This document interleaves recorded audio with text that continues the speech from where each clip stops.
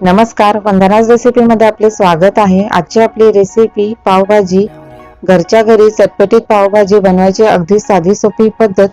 चला तर मग बघूया, जी लहानांपासून मोठ्यांपर्यंत सर्वांनाच आवडते अशी पावभाजी कशी बनवायची।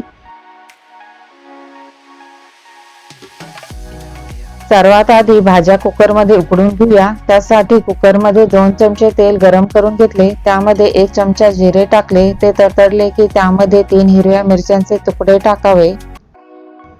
मिरची परतली की त्यामध्ये 2 चमचे पावभाजी मसाला टाकून तेलात परतून घ्यावा। आता त्यात भाज्या ऍड करूया। सर्वात आधी 3 गाजराचे बारीक केलेले तुकडे, तसेच 1 कप फ्लावरचे बारीक केलेले तुकडे, 1 कप वाटाणे, 5 मीडियम साईजचे बटाट्याचे बारीक केलेले तुकडे, तसेच 1 मीडियम साईजच्या बीटाचे बारीक केलेले तुकडे ते तेलामध्ये घालून परतून घेऊया। आता त्यामध्ये 1 चमचा हळद आणि 1 चमचा मीठ टाकावे।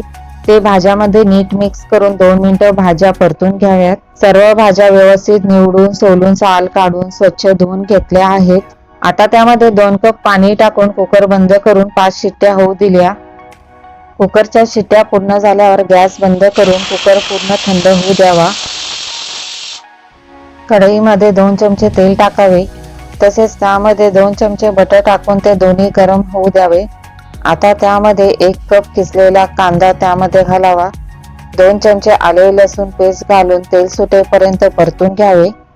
1 मोठी किसलेली शिमला मिरची त्यामध्ये घालून तीही चांगली तेल सुटेपर्यंत परतून घेऊया। त्याला सुटलेले पाणी आटेपर्यंत परतले की भाजीची चव अजूनच वाढते।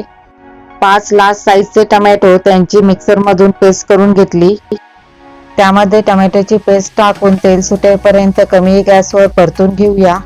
कुकर थंड झाला आहे। भाज्या व्यवस्थित शिजल्या आहेत। त्यातील भाज्या स्मॅशरने स्मॅश करून घेऊया। त्या व्यवस्थित एकजीव होईपर्यंत स्मॅश करून घ्याव्यात। टोमॅटोतील पाणी आटत आले आहे। त्यामध्ये 3 चमचे लाल तिखट, 2 चमचे काश्मीरी लाल तिखट, 2 चमचे पावभाजी मसाला, तसेच 2 चमचे मीठ टाकावे। भाज्या शिजवतानाही त्यात मीठ टाकले होते। मीठ ऍडजस्ट करून त्यात टाकावे। मसाला त्यात नीट मिक्स करून परतून घ्यावे।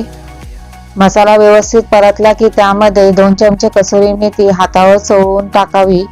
तेही नीट मिक्स करून घ्यावे। मसाला चांगला परतला गेला आहे। त्यामध्ये स्मॅश केलेल्या भाज्या घालाव्यात व ते नीट मिक्स करून घ्यावे। नॉनस्टिकची कढई आहे, त्यासाठी मी ही सर्व भाजी एका मोठ्या भांड्यात काढून स्मॅशरने परत एकदा स्मॅश करून घेतली होती। तुमची कढई नॉनस्टिक नसेल तर त्यामध्ये तुम्ही अशा प्रकारे स्मॅश करून घेऊ शकता। मी हे फक्त तुम्हाला दाखवण्यापुरते केले आहे। त्यामुळे भाजी व्यवस्थित एकजीव होऊन मस्त स्मूथ भाजी तयार होते। सर्व नीट मिक्स केल्यावर त्यामध्ये 1 ग्लास पाणी घालावे। ते नीट मिक्स करून भाजी शिजू द्यावी। आवडीप्रमाणे त्यामध्ये थोडीशी कोथिंबीर घालावी आणि लिंबाचा रस पिळावा। बघा, भाजीला खूप छान लाल रंग आला आहे। भाजी उकडताना बीट नक्की घाला, त्यामुळे भाजीला खूप छान लाल रंग येतो। मस्त खमंग रुचकर पावभाजीची स्मूथ भाजी तयार झाली आहे। भाजीला उकळी आल्यावर त्यामध्ये बटरी पावभाजीची चव येण्यासाठी अजून 1 चमचा बटर वरून घालावे, तसेच थोडी कोथिंबीरही पेरावी।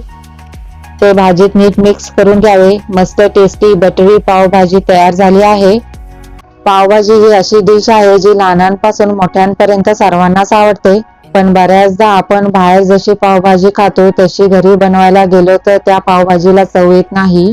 तर अशा पद्धतीने एकदा बनवून बघा। नेहमी तुम्ही अशीच पावभाजी बनवाल। पावभाजीचे पाव कसे भाजायचे तेही बघूया। पॅन मध्ये 1 मोठा चमचा बटर वितळायला ठेवले। बटर वितळले की त्यामध्ये 2 चमचे काश्मीरी लाल मिरची पावडर टाकावी, तसेच थोडीशी कोथिंबीर टाकून त्यामध्ये नीट मिक्स करून घ्यावे। पावांना मधोमध कट करून बटर मध्ये घोळून घ्यावे। बटर मध्ये पाव दोन्ही बाजूनी शेकून घेतले की तयार आहे आपला मस्त बटरी टेस्टी मसाला पाव।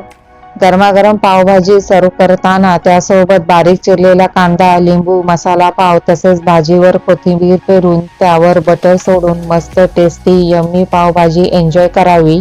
तसेच आवडत असल्यास वरून किसलेले चीज ही घालून पावभाजी गार्निश करावी। चला तर मग अशी टेस्टी पावभाजी तुम्हाला नक्कीच आवडली असणार। रेसिपीला लाईक, शेअर आणि चॅनलला सबस्क्राईब तसेच बेल आयकॉनला प्रेस नक्की करा। धन्यवाद।